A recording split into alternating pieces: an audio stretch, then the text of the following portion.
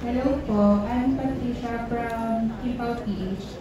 Question lang po for Kim and Pao. What is your plan on Valentine's Day?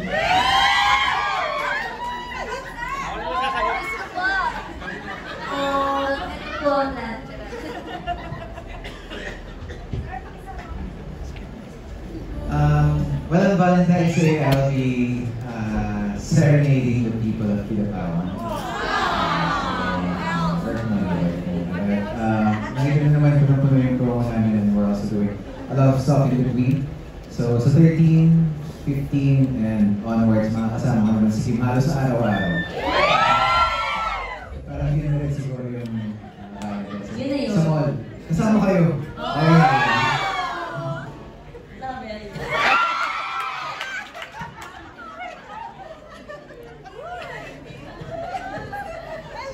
Kayo ba? Maganda. Ay, syempre, baka naman kayo po. If they run out of ideas for Valentine's, maybe they can also get ideas from you. Anong plans mo? May alam po ako nun.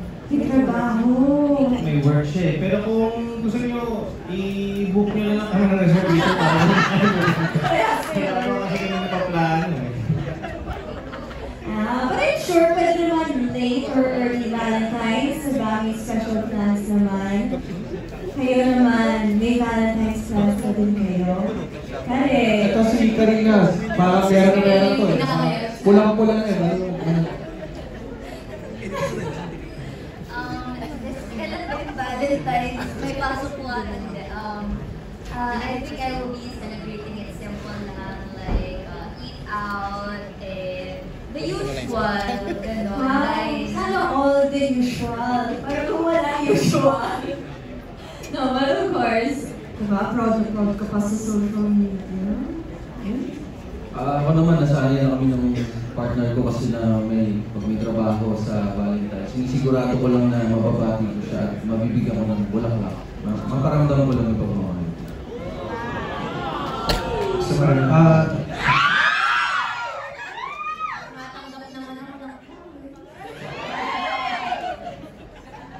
Ako naman usually pag hindi ko trabaho, kadalasan, pamilya kasama ko. Pamilya kasama ko. Okay, I love that. Now we also have another question from Kim Pao. This is Rose Teresa. Good evening po. I'm Rose from Kimpaw, the others. For Kim and Pao, considering your next project together, what genre would you be most excited to do and why?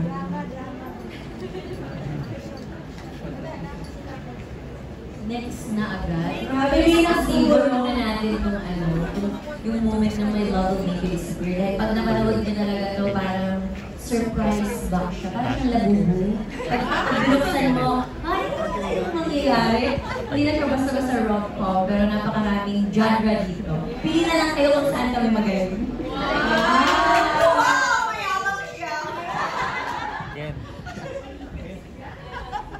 Ako naman, gusto ko talaga mag-sci-fi kasi syempre, hinihintay ko lang yung pagkakataon na maging ready na tayo dito para sa mga ganong klaseng dyan. At dahil dyan mag-host po siya ng makabagong Cine Square.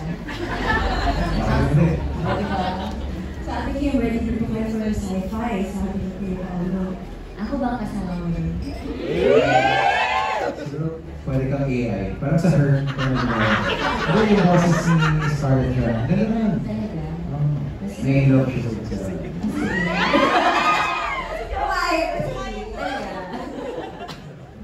And of course, now we also have from Paolo Amelio Global, Ms. Cheryl Saigo. Hello, good evening, Kim and Paolo. So, actually, the question is for everyone. So, in connection with the movie title, It's My Love Will Make You Disappear. So, do you think it's okay to just disappear in order not to hurt the person you love? Alam mo, tara na, mag-disappear na tayo. Ang kakayanan. Alam mo, maaga pa po ata yan sa question na. Alam mo yun, mga 9 PM pa po yun. lang daw ba mag-disappear Okay para lang hindi mag-disappear. masaktan yung tao?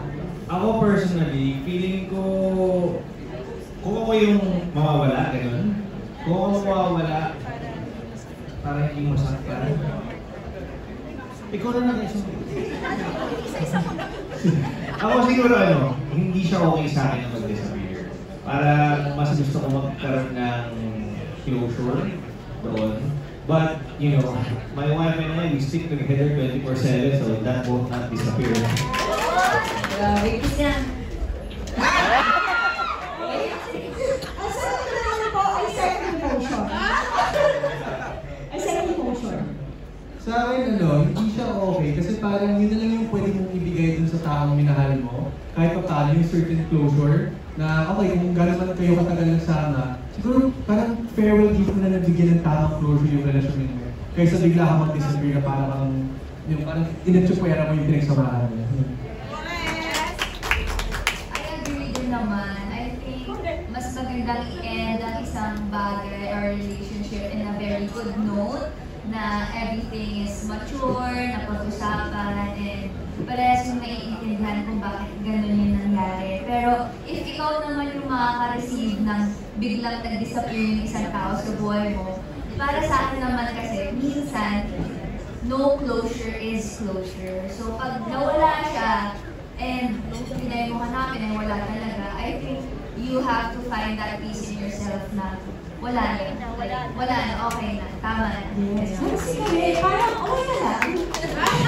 Nataalam mo. Sa akin kasi depende sa sitwasyon. Yung iba kasi kahit anong closure na nabigay mo, hindi talaga bibitiw kung hindi bibitiw. May pagkakataon din na sa tingin ko parang ng Diyos na kailangan ka talaga maglago bigla para makapag-isip kayo, malinawan kayo. Sa tingin ko pwede naman bumalik yung pagkakataon. Sana it's kind of the same kay Mark. Situation, depends on the situation. Pero parang may iba yung sagot ko at bilang teleserye ako mag-isip. Minsan kasi may mga pagkakataon na, diba, kung pupuksain yung minamahal mo, bibigyan ka ng pagkakataon, diba? Bibigyan ka ng pagkakataon na... Kumbaga, iniisip ko kasi pang PG eh. Kung papatayin niya, paano kung papatayin yung mahal mo, pero, diba, kung papatayin siya kung papatayin, ay kung nalapitan mo siya. Depende sa... Hindi mo naman ang action Kasi ako nga, parang may kidnapping. Ako naman, napaka-OA lang hindi magbibigay ng closure, basta na lang mag-disappear. Di ba yung lalaki, sobrang na nililigawan yung babae, tapos yung babae naman nananaimik lang. Tapos biglang mawawala. Wala siya. Sobra naman yun. Di ba hindi dapat nag-disappear dahil respeto na rin yung sa babae or sa lalaki. Tama. Pero paano kung biglang bumalik? Anong reaction mo? Ako na yung mag-disappear pag bumalik.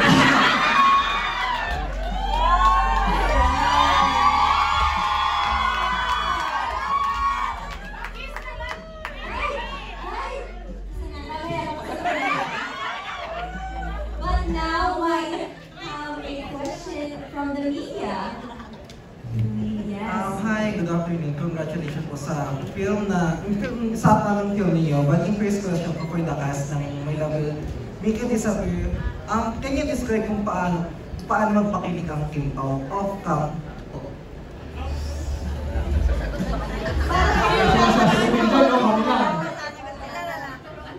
Alam niyo po, first time ko po nakasama si Kim